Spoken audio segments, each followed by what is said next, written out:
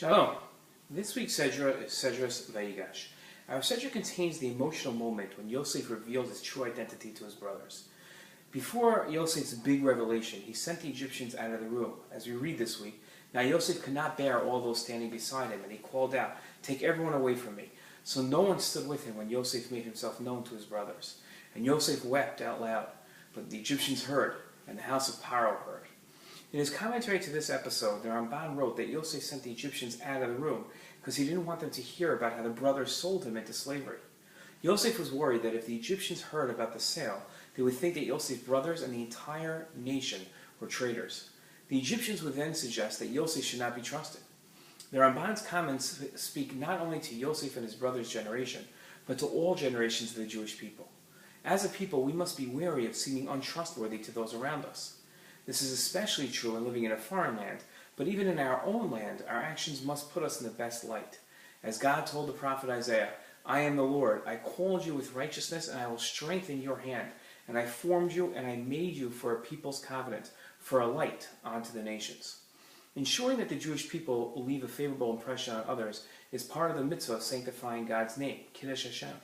The Rambam described this mitzvah. All Jews are commanded regarding the sanctification of God's great name. As it states in the Torah, "I shall be sanctified among the children of Israel." They, the Jewish people, are warned against desecrating God's name. As the Torah states, "They shall not desecrate my sacred name."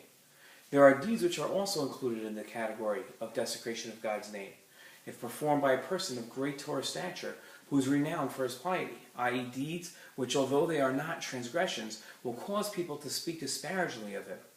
This also constitutes a desecration of God's name.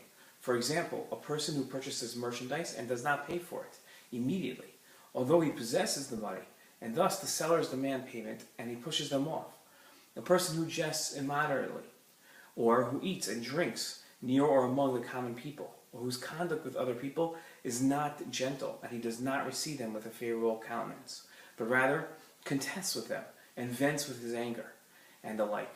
Everything depends on the stature of the sage.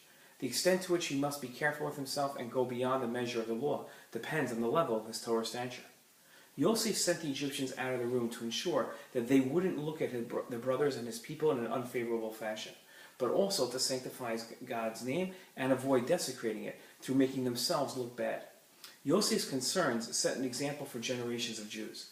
Jews are challenged to ensure that the Jewish people and God look favorable in the eyes of those around them. It's a deep message and one that's very important for us to take it to heart this week. Shabbat Shalom.